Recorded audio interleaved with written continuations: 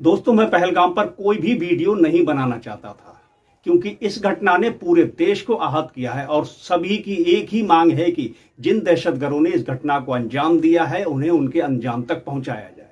लेकिन इस घटना को लेकर जहां देश की जनता में आक्रोश है, लोगों की सहानुभूति उन लोगों के साथ है जिन्होंने अपनों को खोया। वहीं दिल ये देखकर भी उदास है कि अभी तक उन लोगों ने क्या किया जो देश चला रहे हैं, बल्कि उन्हीं के लोगों के अब ऐसे बयान आ रहे हैं कि लगता है जैसे इस घटना से किसी को कोई लेना देना नहीं, सिर्फ राजनीति करनी है और इसमें उनका गोदी मीडिया भरपूर सहयोग कर रही है। और एक नैरेटिव फैलाया जा रहा है जिसमें गोदी मीडिया और भाजपाई माहिर हैं। कश्मीर के लोग क्या कर रहे हैं और क्या कह रहे हैं ये किसी को दिखाई नहीं दे रहा। देश के मुसलमानों की क्या मांग है किसी को दिखाई नहीं दे रहा। मृतकों में एक मुसलमान ने भी लड़ते लड़ते अपनी जान गंवा दी, ये किसी को दिखाई नहीं दे रहा। गोदी मीडिया को ऐसे समय में सरकार से सवाल पूछना चाहिए, लेकिन वो विपक्ष से सवाल पूछ रही है, ये किसी को दिखाई नहीं दे रहा।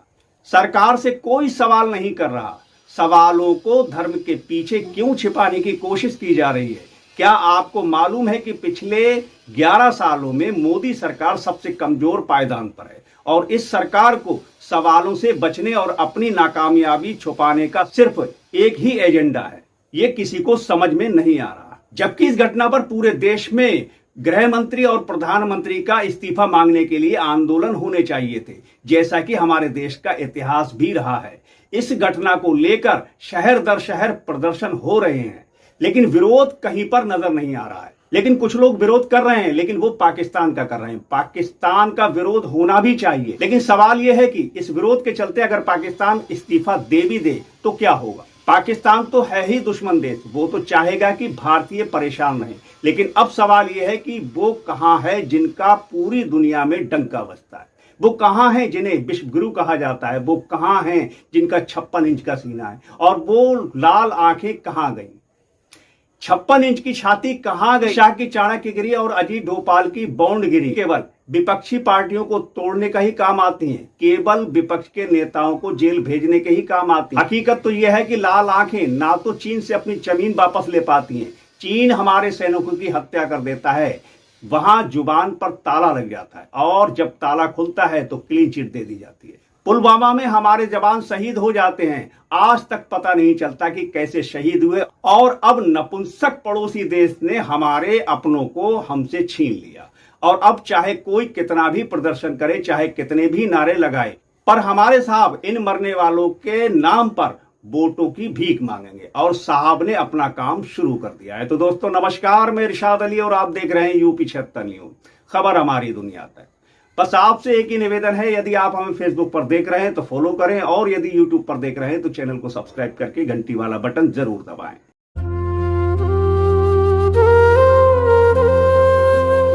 कश्मीर के पहलगाम में हुए आतंकी हमले से पूरा देश आहत है, पर सवाल यह है कि आखिर ये घटना हुई कैसे?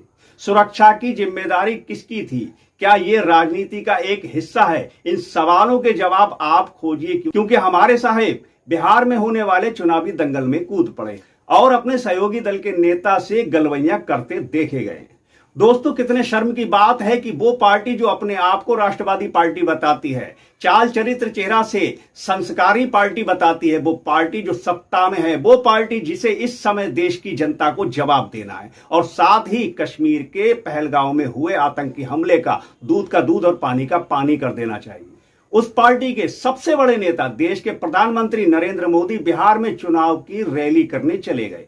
दोस्तों, इस दिल दहला देने वाली घटना को 48 घंटे भी नहीं बीते हैं और साहब बिहार में रैली करने चले गए, और न सिर्फ बिहार में रैली करने गए बल्कि नीतीश कुमार से गलवैया करने गए और साहब इस गम के माहौल में हंसी ठिठोले कर रहे हैं। नरेंद्र मोदी ने बिहार में हुए कार्यक्रम में श्रद्धांजलि दी है और साहब अंग्रेजी में भी बोले हैं, ये सब हम आपको आगे दिखाएंगे। हालांकि नरेंद्र मोदी बिहार में कुछ परियोजनाओं का उद्घाटन करने गए थे, लेकिन ऐसे हालातों में यह कार्यक्रम ऑनलाइन भी हो सकता था। चलिए आप ये तस्वीरें देखिए। एक तस्वीर में साहब चुनाव की रैली कर रहे हैं तो वहीं विपक्ष यानी कांग्रेस अपने कार्यालय में वरिष्ठ नेताओं के साथ मौन धारण कर श्रद्धांजलि दे रही है। तो आइए पहले देखते हैं कि श्रद्धांजलि देते हुए प्रधानमंत्री नरेंद्र मोदी जी ने क्या कहा। प्रारंभ करने से पहले मैं आप सबसे एक प्रार्थना करना चाहता हूं। आप जहां हैं वहीं अपने स्थान पर बैठे रह करके ही, खड़े होने की जरूरत नहीं है, बैठकर ही 22 तारीख को जिन परिवारजनों को हमने खोया है,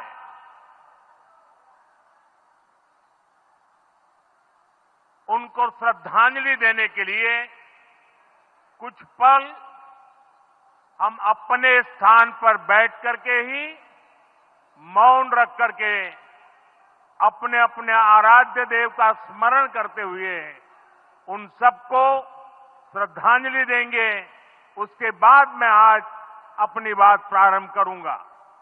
और इसके बाद में नरेंद्र मोदी की पाकिस्तान का नाम लिए बिना, नाम तो नहीं लिया, बिना नाम लिए उन्होंने एक चेतावनी जारी कर दी। इस आतंकी हमले में किसी ने अपना बेटा खोया, किसी ने अपना भाई खोया, किसी ने अपना जीवन साथी खोया है। उनमें से कोई बांग्ला बोलता था, कोई कन्नड़ा बोलता था, कोई मराठी था, कोई ओडिया था, कोई गुजराती था, कोई यहां बिहार का लाल था। आज उन सभी की मृत्यु पर करगिल से कन्याकुमारी तक हमारा दुख एक जैसा है, हमारा आक्रोश एक जैसा है। ये हमला सिर्फ निहत्थे पर्यटकों पर नहीं हुआ है, देश के दुश्मनों ने भारत की आत्मा पर हमला करने का दुस्साहस किया है। मैं बहुत स्पष्ट शब्दों में कहना चाहता हूं, जिन्होंने ये हमला किया है, उन आतंकियों को और इस हमले की साजिश रचने वालों को उनकी कल्पना से भी बड़ी सजा मिलेगी। सजा मिलकर के रहेगी। अब आतंकियों की बची खुची जमीन को भी मिट्टी में मिलाने का समय आ गया है। तो दोस्तों, अब सवाल ये खड़ा होता है कि क्या विपक्ष का कोई नेता इस तरह रैली करता तो क्या मीडिया खामोश रहती? क्या मोदी की तरह राहुल गांधी चुनावी सभा करते तो मीडिया का क्या रिएक्शन होता? बहुत सारे सवाल हैं, लेकिन कोई मीडिया कर्मी उनसे सवाल नहीं कर रहा। लेकिन कुछ लोग हैं जो सवाल कर रहे हैं। देश की जानी मानी कवित्री नेहा सिंह राठौर ने क्या सवाल किए हैं देश के प्रधानमंत्री से, आइए पहले वो देखते हैं। देश में आतंकी हमला हुआ है और आज प्रधानमंत्री मोदी जी बिहार में रैली करने जा रहे हैं क्योंकि वहां चुनाव है। क्या ये रैली करने का वक्त है? किसी में दम है जो उनसे सवाल पूछ ले? बीते 10 सालों में भाजपा के चुनाव प्रचार और अडानी को ठेके दिलवाने के अलावा मोदी जी ने किया क्या है?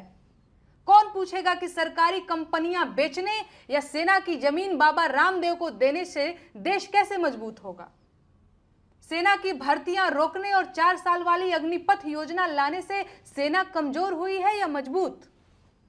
सेना में 1 लाख सैनिकों की कमी क्यों है मोदी जी? ईश्वर ना करे अगर कोई युद्ध 4 साल से लंबा चल गया तो हम इन 4 साल वाले अग्निवीरों के सहारे लड़ाई कैसे जीतेंगे? है कोई पूछने वाला? ट्रंप के दबाव में अमेरिका से खराब लड़ाकू विमान लेने पर देश की ताकत में कैसे इजाफा होगा? बताइए। आतंकी हमले की आपदा में अवसर ढूंढकर भाजपा ने देश को जितना नुकसान पहुंचा दिया है उतना आतंकी हमले से भी नहीं पहुंचा था। हमला पूरे देश के खिलाफ था और पूरे देश को इसके खिलाफ एकजुट होकर लड़ना था। लेकिन भाजपा की घटिया राजनीति ने लोगों को ही आपस में लड़वा दिया। हमले में हिंदू, मुसलमान, ईसाई सभी मारे गए, लेकिन मीडिया ने हिंदुओं को पीड़ित और मुसलमानों को अपराधी बताने का एजेंडा चलाया। पत्रकारिता के मूल्यों की गिरावट अगर ऐसे ही जारी रही तो अब वो दिन दूर नहीं जब शहीदों की शहादत भी धर्म के चश्मे से देखी जाएगी। भगवान न करे देश में कभी ऐसा भी दिन आए, लेकिन मोदी जी हैं तो ये भी मुमकिन है। आपदा में अवसर ढूंढना जिनकी पॉलिसी रही हो, अवसरों के लिए आपदा लाना उनके लिए कौन सी बड़ी बात है।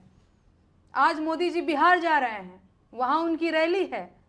पिछली बार पुलवामा हमले के शहीदों के नाम पर वोट मांगा था, अब पहलगाम के मृत पर्यटकों की बारी है। कुछ समझे?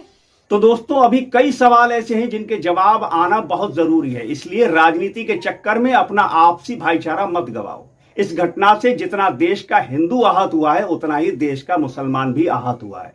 अगर देश का हिंदू मार्च निकाल रहा है तो मुसलमान भी घरों में नहीं बैठा है, और मुसलमान भी पाकिस्तान मुर्दाबाद के नारे लगाकर उन दहशतगर्दों के लिए सजाए मौत मांग रहा है, जो उन्हें मिलनी ही चाहिए।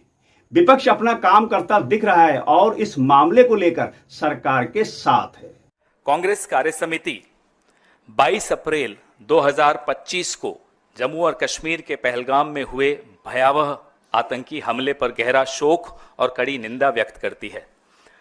इस जघन्य हमले में 26 निर्दोष पर्यटकों की जान चली गई और 20 से अधिक गंभीर रूप से घायल हो गए। कांग्रेस कार्य समिति शोक संतप्त परिवारों के प्रति अपनी गहरी संवेदना प्रकट करती है और इस गहन पीड़ा की घड़ी में उनके साथ पूरी तरह से एकजुटता के साथ खड़ी है। यह कायराना और सुनियोजित आतंकी हमला, जिसकी साजिश पाकिस्तान द्वारा रची गई, हमारे गणराज्य के मूल्यों पर सीधा हमला है। हिंदू नागरिकों को जानबूझकर निशाना बनाना पूरे देश में भावनाएं भड़काने की एक सोची समझी साजिश थी। हम इस गंभीर उकसावे के बावजूद शांति बनाए रखने की अपील करते हैं और संकट की इस घड़ी में हमारी सामूहिक शक्ति को दोहराते हैं। कांग्रेस कार्य समिति शांति की अपील करती है और सीमा पार आतंकवाद के खिलाफ दृढ़ता और एकता के साथ लड़ने के लिए भारतीय राष्ट्रीय कांग्रेस की दीर्घकालिक प्रतिबद्धता को दोहराती है। कांग्रेस कार्य समिति स्थानीय पोनी वाले और पर्यटक गाइडों को भी श्रद्धांजलि अर्पित करती है, जिनमें से एक पर्यटकों की रक्षा करते हुए शहीद हो गए। उन्होंने भारत की विचारधारा को जीवंत रखा। उनका बलिदान उस भारत की भावना को दर्शाता है जहां निस्वार्थ सेवा और मानवता सर्वोपरि है। राष्ट्र की सामूहिक इच्छा शक्ति को अभिव्यक्त करने के लिए भारतीय राष्ट्रीय कांग्रेस ने 22 अप्रैल की रात को ही माननीय प्रधानमंत्री की अध्यक्षता में सर्वदलीय बैठक बुलाने का आग्रह किया था। यह बैठक आज के लिए निर्धारित की गई है। तो दोस्तों, आज के वीडियो में बस इतना ही, और सवाल कई हैं जिनके जवाब आना जरूरी है, और हमें उम्मीद है कि उन सभी सवालों के जवाब मिलेंगे। यदि गोदी मीडिया इन सवालों के जवाब नहीं दे पाती है तो हमें उम्मीद है कि सोशल मीडिया पर इन सवालों के जवाब जरूर आएंगे। इस घटना को लेकर और इस घटना पर देश में चल रही राजनीति को लेकर यदि आपको कुछ कहना है तो हमें कमेंट बॉक्स में कमेंट करके जरूर बताएं, और देखते रहें यूपी 76 न्यूज, क्योंकि खबर हमारी दुनिया तक।